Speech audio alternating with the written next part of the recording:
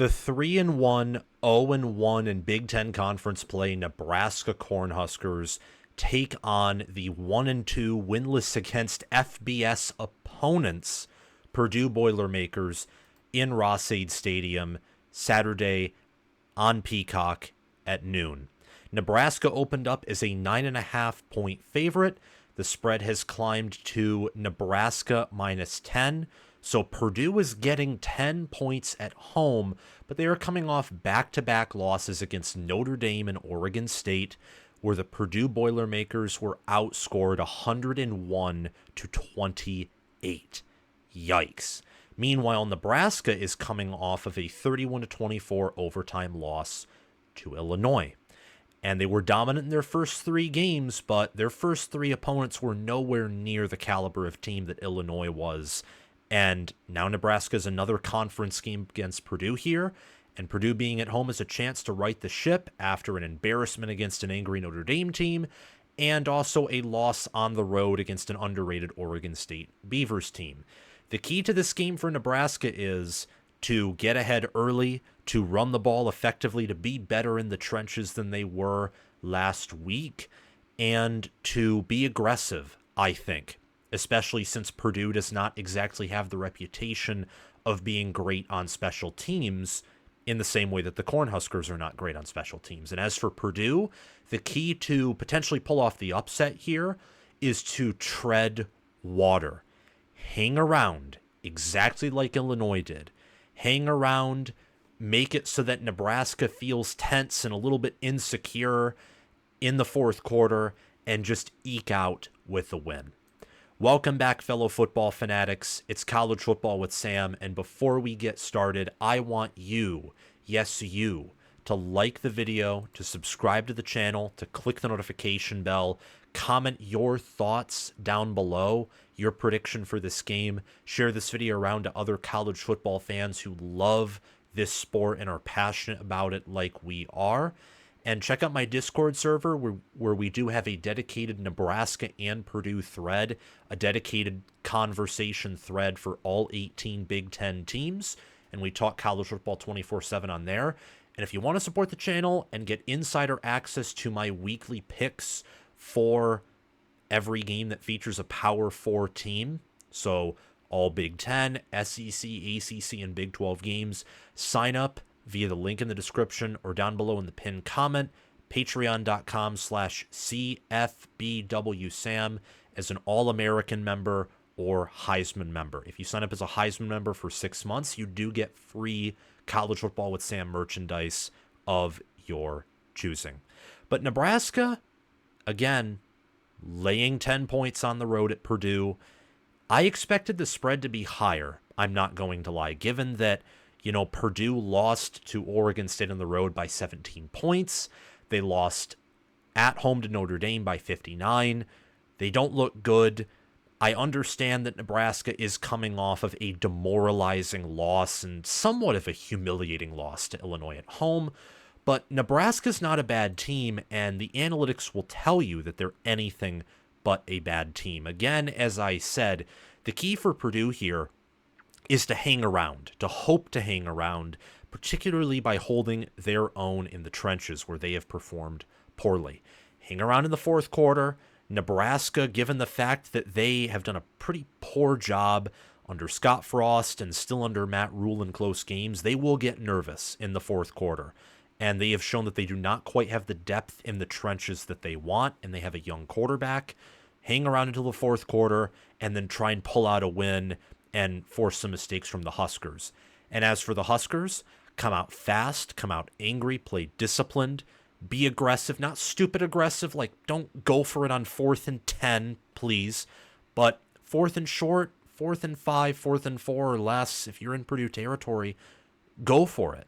And trust your defense, trust Dylan Raiola, trust yourselves and your team.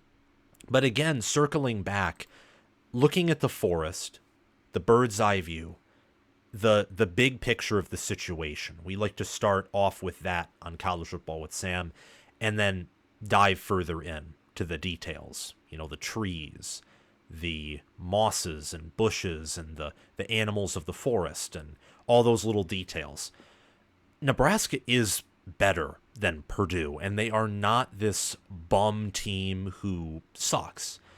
That is not what Nebraska is at all. I mean, when you're 6.8 points better than the average college football team per FPI, you're above average. Maybe good if it's a down year in college football. And when you're 10.7 points better than the average college football team per S&P Plus, well, that's saying you're a good team. Maybe you have the potential to be great if you win a few more games. I mean, both Football Power Index, Bill Connolly's S&P Plus, other power rankings, and my own eye test, analytics, what I've looked at, says Nebraska is a above average good team. This is the best Nebraska team, I mean, in terms of winning games since 2016 in my mind.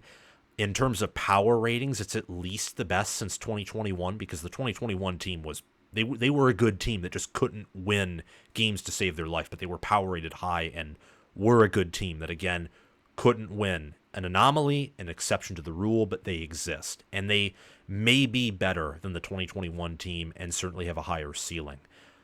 Purdue, meanwhile, the only team that might be worse than them in the Big Ten or teams are Northwestern and UCLA. That's not a good club to be a part of. Purdue is viewed as 6.9 points worse than the average college football team in FPI, and they're viewed as negative 5.9 points better, or to put more simply, 5.9 points worse than the average college football team per Bill Connolly's S&P Plus. Add up these numbers here. Nebraska is about a 13.7 favorite over Purdue, neutral field and FPI, and in SP Plus, they are a 16.6 favorite, neutral field.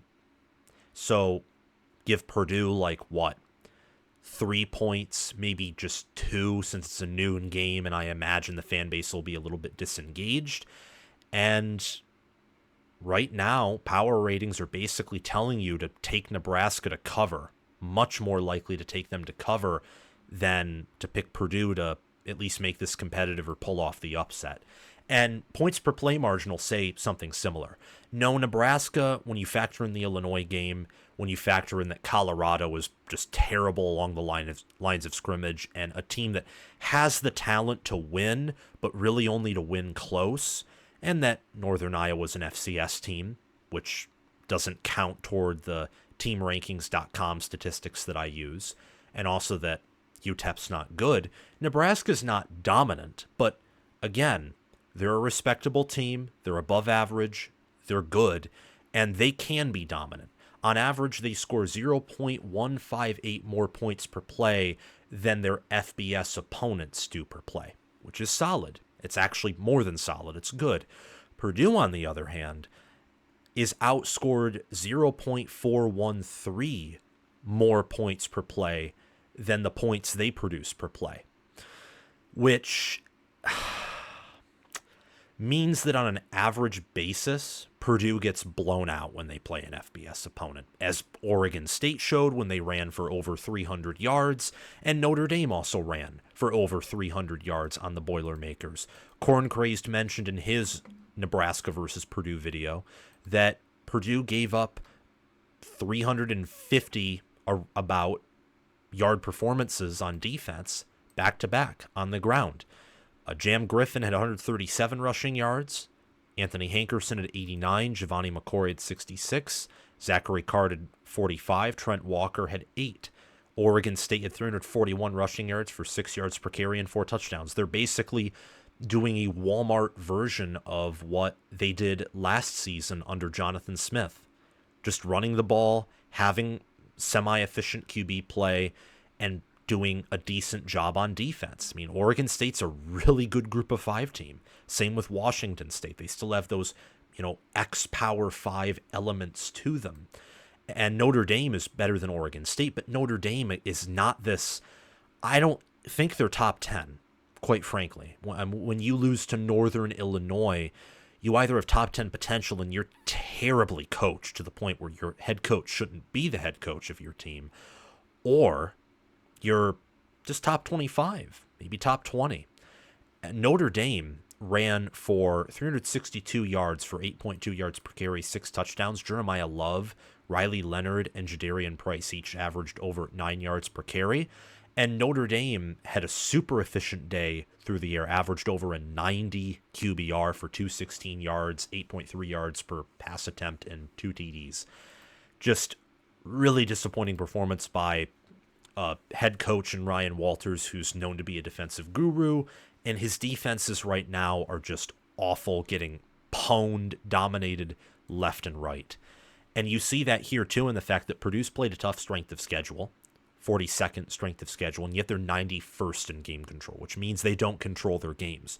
Nebraska, meanwhile, has played the 111th strength of schedule, and even with a loss to Illinois, they're 17th in game control. Remember, they were leading Illinois for much of that game and staying ahead of the Illini for really 3 quarters. And then it was the 4th quarter where Illinois began to show that they were mentally and I think physically tougher and coaching the game better and being more aggressive.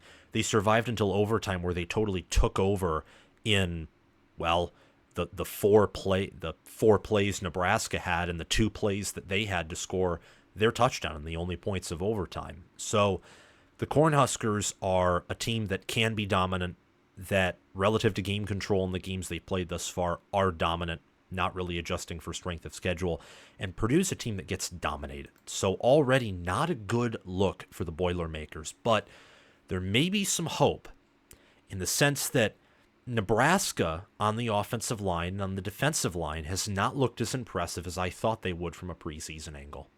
And I think part of it is the fact, mainly for the defensive line, because I expected the offensive line to have some struggles because most of them are still Scott Frost recruits, were developed and conditioned by Scott Frost and his staff, and they had a knack for ruining some talented offensive linemen. I think there needs to be a few more cycles of flushing out and bringing in fresh talent for Matt Rule and his strength and conditioning staff and Donovan Raiola to develop, for these lines of scrimmages to really play at a pure high-level Big Ten caliber. However, on the defensive line, I think my mistake was that I bought in to the fact that Nebraska's defense was not inflated by the bad offenses they played last year. There was a strong argument from a lot of non-Big Ten fans last year that Big Ten defenses were just overrated, all of them, because their offenses were so terrible. And the argument they used was Ole Miss against Penn State in the Peach Bowl, which is mainly faulty because Manny Diaz was not there as their DC, and they had like half of their starters opt out, particularly in the secondary and also in pass rush, which Ole Miss with their wide receivers and QB were going to take advantage of. That's completely ignoring the fact that Missouri, who scored 21 points on Georgia and who scored more than 14 points against every SEC team, struggled against an Ohio State team who had no offense to speak of in the Cotton Bowl. That showed Ohio State's defense was legit. And Michigan shut down Washington.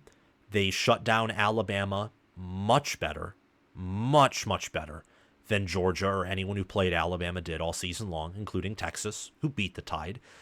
And I think that while Iowa struggled against Tennessee, how much of that was Iowa's defense, but also how much of that was Iowa not having an offense and Tennessee having Nico Imaliava and a genius in Josh Heupel, really running the offense. But anyway, the reason why the argument still held merit was because outside of really those 4 defenses I named, Penn State, Michigan, Ohio State, and Iowa, I do think there was some credit to the fact that Northwestern's defense and a little bit of Nebraska's defense and Maryland's, for example, and some of these other units were not as good as perhaps the statistics indicated, because Michigan was really the only team who had an offense that was very efficient in the Big Ten. Penn State, they had a really efficient offense against teams that didn't have good defenses.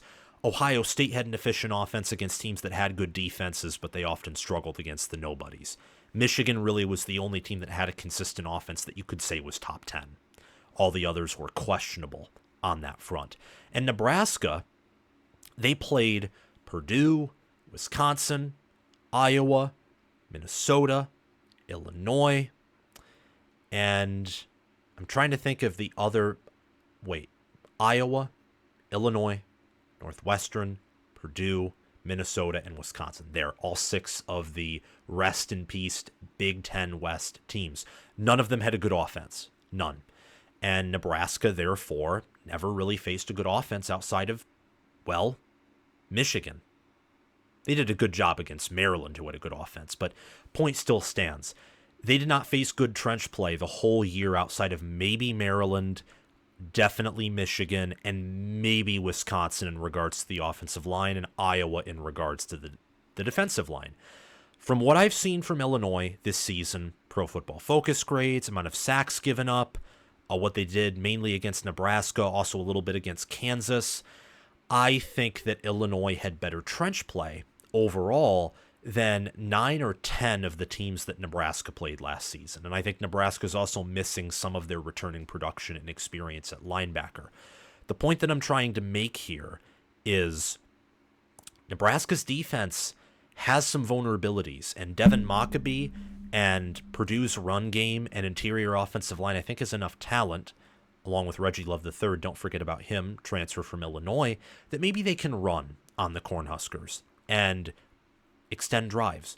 But I think more importantly, the matchup you've seen on the screen is the fact, how does Purdue's defense do against Nebraska's passing attack? Because against Illinois, it became very apparent to me that Nebraska may be better off throwing the ball to win than running the ball to win. I know, sounds controversial given we're in the Big Ten and trench play and running the football matters, but think about it.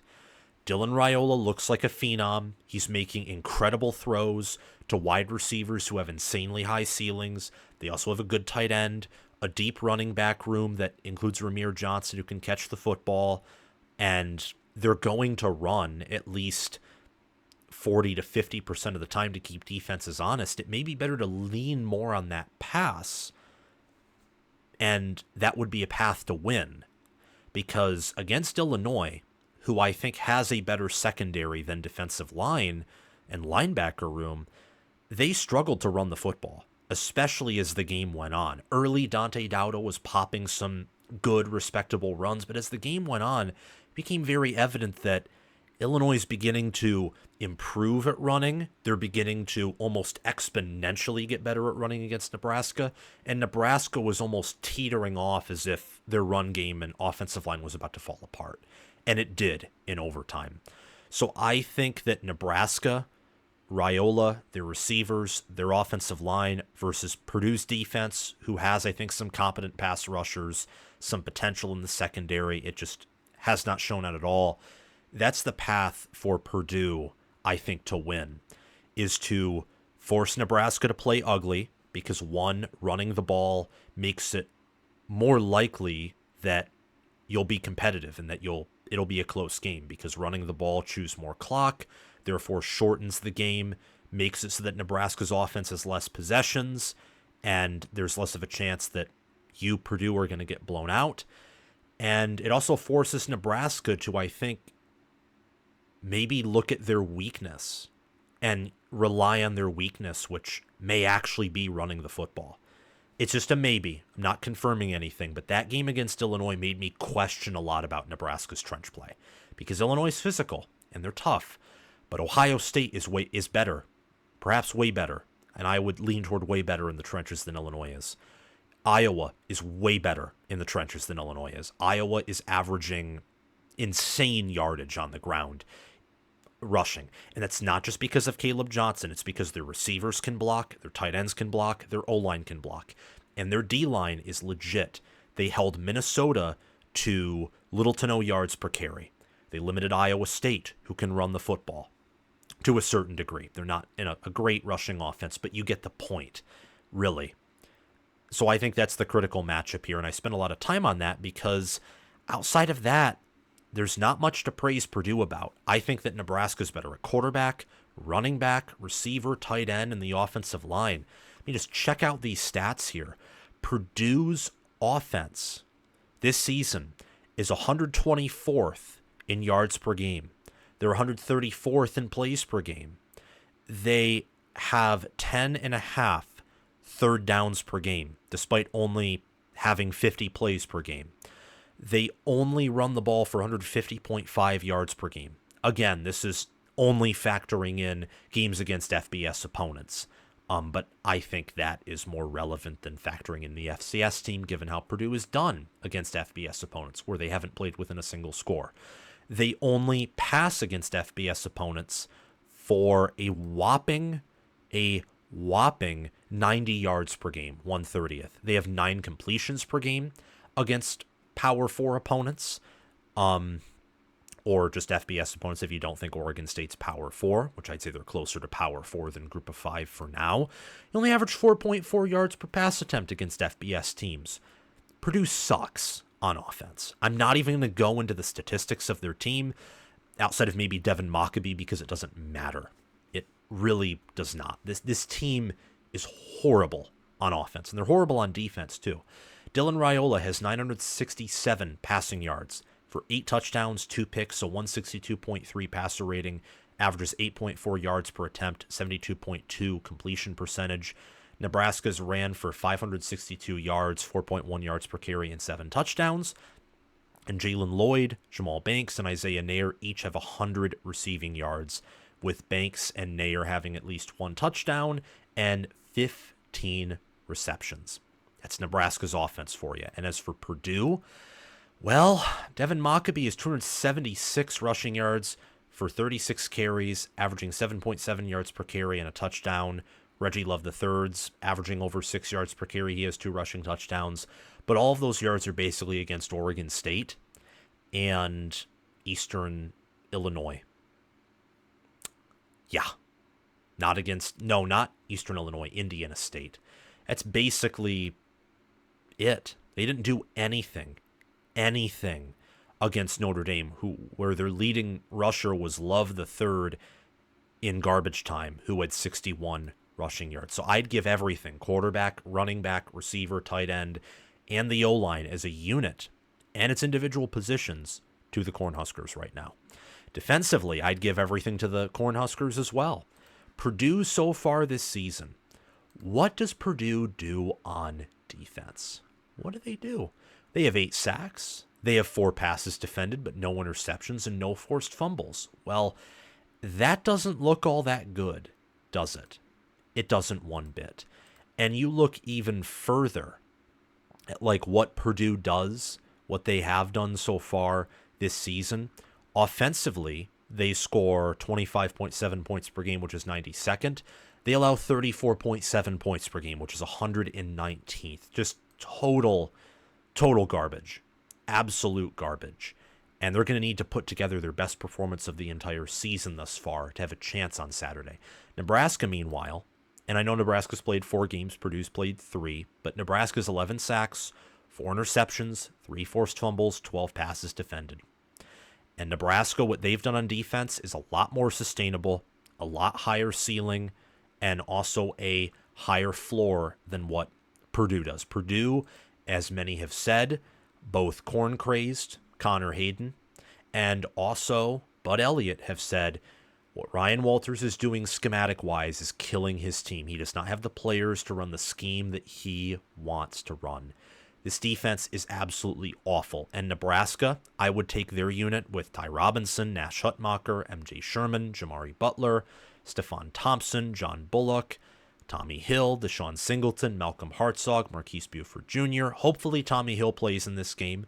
And also Isaac Gifford. I'd take them over DeMarge Lewis, Cole Brevard, Jeffrey Mba, Will Helt, Yanni Karloftis, Kydron Jenkins, Shidasilla, Tarion Grant, Antonio Stevens, Dylan Thieneman, Markevius Brown, and Kendrich Breedlove. Easily, Nebraska has the far better defense. The only thing Purdue is better at than Nebraska is special teams. Purdue, for now, ranks top 20th in special teams efficiency, but they have not had to use their special teams all that much when it comes to the kicking game. They've just been punting a lot, which is probably why they're rated so high in special teams, and probably why they're somewhat overvalued, as they're always punting, so their punter is the highlight of their entire team.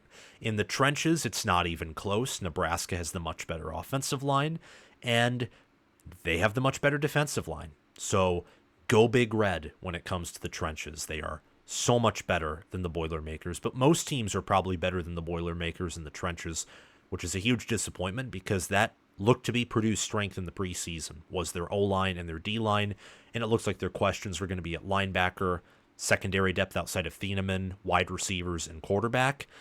Right now, the only part of their team that doesn't have much questions is special teams, and I would say running back. Outside of that, there are tons of questions. And that also reflects, in my view, that Matt Rule's a better head coach than Ryan Walters. And I think Nebraska's better conditioned, and they have the better offensive coordinator and defensive coordinator, which is saying something, too, because I don't trust Marcus Satterfield. I really don't. I think that Matt Rule and his program are much more defensively minded and much more, how do I put this? They're not this overly aggressive, like pound your chest type of team. That's not what they are, because that's not what Matt Rule was at Baylor or Temple or any of his previous stops. This is a team that is balanced. They try to punch above their weight class, but not be overtly aggressive. And, I mean, look at his time at Baylor. They were much better on defense than on offense. They had good players on offense, but their identity was more about defense. That's why they won, like, what? It may have been like 9-6 over TCU in overtime in 2019, and they held Oklahoma to minimal points in their regular season meeting before choking that game away. Like, this is, under Matt Rule, so far in his tenure at Nebraska, and historically, they've been more defensive than offensive. And I don't trust the offensive staff at Nebraska a ton. I don't. But they're way better than Purdue, and there are things to trust about them, like their running backs coach, receiver coach, how they've identified talent with, again, their receivers, Thomas Fidone, and how they've developed him, and obviously Dylan Raiola being just this insanely phenomenal quarterback. All of that being said, I'm picking Nebraska to win big here. Notre Dame won big, 66-7, and I don't think Nebraska is that much worse than Notre Dame. I don't. If those two teams were to play, I'd pick it to be competitive. And I think coming home from a loss to Oregon State is really, that's demoralizing, especially the way that Oregon State game-controlled Purdue, led for 2 or 3 scores for much of the game. I think Nebraska wins. I think they let out their anger. I think they're going to win big. 52-7. I'm going all in.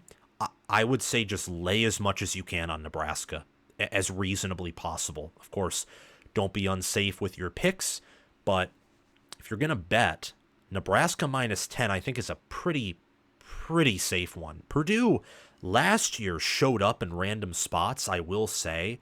Like, they'd look horrible, and then they blew out Illinois and Minnesota, but those Illinois and Minnesota teams were not good. Like, this Nebraska team would beat last year's Minnesota and last year's Illinois by probably 2 scores, I would say. And I think that it being a noon game, not a night game, and just the massive matchup advantage that Nebraska has, I think, gives the Cornhuskers an edge. I think they will win. I think they will cover. They will win big. 52-7, book it for Big Red. Thank you all so much for watching this video. Remember to like, subscribe, hit the notification bell, and comment your thoughts down below. Thanks to Crash2488 and Brasco Rascal for being Heisman members. Thanks to Chris Lane, Counterlula OH, Ismar, Tyler 9, Chilton Kush for being All-American members. And thanks to John Lynn, Roaming Gnome, Matthew Sale, Austin Christmas, and Janisha Cockrell for being all-conference members. Have a great day, guys. Make sure to check out my merchandise store, Patreon page, and Discord server via the links in the description and down below in the pinned comment. Go Boilermakers, and go Cornhuskers.